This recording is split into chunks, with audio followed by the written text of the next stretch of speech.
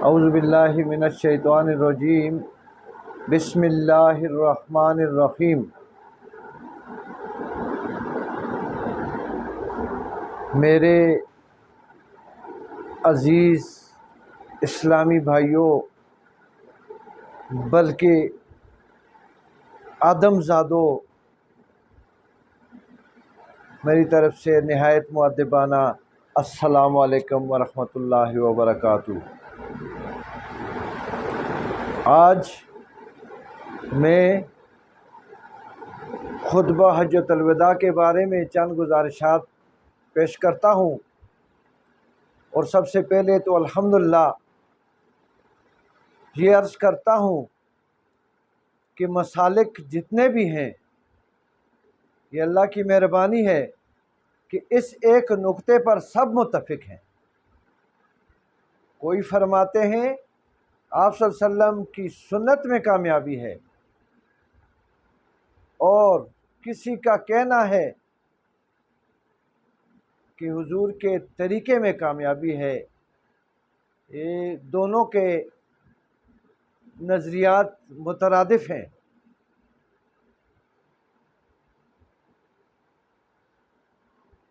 تو خطبۃ الوداع، حجۃ الوداع، جب آخری حج کا آپ صلی اللہ علیہ وسلم نے اعلان کر دیا کہ جانا ہے، تو تمام مسلمانوں میں ہلچل مچ گئی، اور صحابہ کرام نے حج کی تیاریاں شروع کر دیں۔ اور یہ اس زمانے کی بات ہے جب اسلام کی روشنی دنیا کے کونے کونے تک پہنچ چکی تھی۔ اسلام کے اجالے کفر کے اندھیروں کو میرے رب نے حضور کی محنت سے اجالوں میں تبدیل کر دیا تھا۔ اسی اثناء 10 ہجری کا زمانہ تھا کہ جب آپ صلی اللہ علیہ وسلم حج کے لیے تشریف لے گئے، تو اس آخری حج کے موقع پر آپ کے ہمراہ قریباً 1 لاکھ صحابہ کرام گئے، اور اس کے علاوہ عرب کے علاوہ بھی دنیا بھر سے مسلمان بہت زیادہ تشریف لائے، اور ایک جمع غفیر تھا۔ آپ صلی اللہ علیہ وسلم نے اپنے آخری حج پر مختصر سا لیکن معنی خیز اور ایک جامع خطبہ دیا، اور اس زمانے میں عرب کے اکثر قبائل نے اسلام قبول کر لیا تھا، جبکہ آتش پرستوں، یہودیوں اور دوسرے مذاہب کے بعض لوگ اپنے مذہب پر قائم دائم تھے۔ آپ صلی اللہ علیہ وسلم نے آخری خطبے میں جو کچھ فرمایا، اس کا نچوڑ مختصر بیان کرتا ہوں، جس پر آج ہمارے سب مسالک متفق ہیں۔ آپ نے آخری خطبے میں اپنے اس دنیا سے رخصت ہو جانے کے بعد کی کیفیت کا حال بتاتے ہوئے فرمایا کہ مسلمانوں، گمراہ نہ ہو جانا، ایک دوسرے کے گلے نہ کاٹنا، بھائی بھائی ہو کے رہنا۔ جملہ سامعین حضرات، ان الفاظ پر ذرا غور کرنی ہے، دھیان کرنا ہے کہ آپ صلی اللہ علیہ وسلم نے فرمایا آپ مسلمان بھائی بھائی ہیں، لیکن آج ہماری کیفیت کیا حضور کے فرمان کے مطابق ہے؟ اگر نہیں تو ہمیں اپنے رویوں پر غور کرنا ہوگا۔ اور میرے بعد گمراہ نہ ہو جانا، 2 چیزیں چھوڑے جا رہا ہوں۔ ایک اللہ کا خط، اللہ کا قرآن، جو اپنی مخلوق کو بطور خط بھیجا،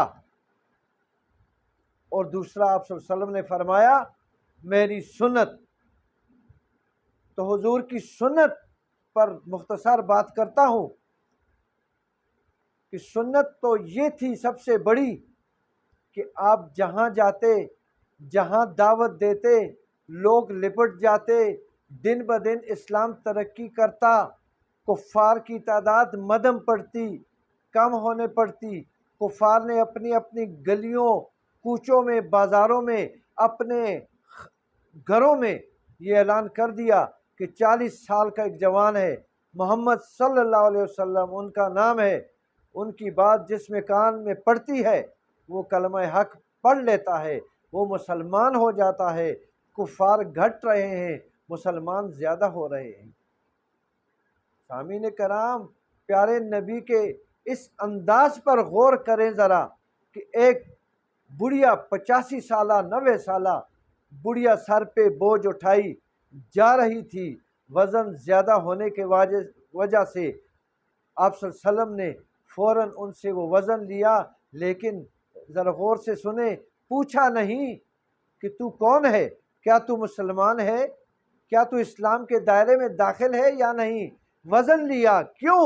ہمیں سبق دیا بڑوں کا احترام کریں۔ اور وہ وزن کی گٹھڑی اٹھا کر اس کے دہلیز پر پہنچائی اور وہاں اس عورت کے حوالے کر دی۔ وہ عورت پر آپ صلی اللہ علیہ وسلم کا بڑا اثر ہوا اس حرکت کا۔ اس عورت نے کہا، اے نبی، اس عورت نے کہا، اے جوان، نصیحتیں کرتی ہوں، جس طرح اس نے اپنے بڑوں سے سنا تھا کہ محمد اس کا نام ہے، 40 سال اس کی عمر ہے، اس کی بات نرالی ہے، اس کی بات دلکش ہے، اس کی بات دل میں اتر جانے والی ہے۔ اے لڑکے، آپ صلی اللہ علیہ وسلم سے کہہ رہی ہیں، اے لڑکے، تو تو بہت اچھا ہے، تو تو بہت اچھا ہے، نصیحت یہ ہے کہ محمد سے بچ کے رہنا۔ سامعین کرام، آپ صلی اللہ علیہ وسلم نے فرمایا، اماں جی وہ تو میں ہوں۔ 85 سالہ وہ کافرہ تھی، نان مسلم تھی۔ تو اس نے جب سنا کہ آپ صلی اللہ علیہ وسلم آپ ہی ہیں محمد صلی اللہ علیہ وسلم، تو اس عورت نے آپ سے پوچھا کہ آپ کا مقصد کیا ہے، آپ تو بہت اچھے ہو۔ آپ صلی اللہ علیہ وسلم نے فرمایا، وہ تو میں ہی ہوں اور میں محمد صلی اللہ علیہ وسلم ہوں۔ مدعا میرا یہ ہے کہ لا الہ نہیں ہے عبادت کے لائق کوئی اور، صرف خدا ہے عبادت کے لائق، لا الہ الا اللہ محمد الرسول اللہ صلی اللہ علیہ وسلم، اور محمد صلی اللہ علیہ وسلم اس کے رسول ہیں۔ وہ خوش قسمت عورت کلمہ پڑھ کے داخل ہوئی۔ ذرا حضور کے اخلاق، حضور کی سنت پر غور کرنا ہوگا اور ہمیں ان تفرقوں کو مٹانا ہوگا، ہمیں ایک ہونا ہوگا، ہمیں اللہ اور رسول کے احکامات کو تسلیم کرنا ہوگا، یہ اختلافات، یہ سیکشنیں ختم کرنی ہوں گی۔ وَمَا عَلَيْنَا إِلَّا الْبَلَاغُ الْمُبِينُ۔ اللہ تعالیٰ حضور کی سیرت سے آشنائی نصیب فرمائے۔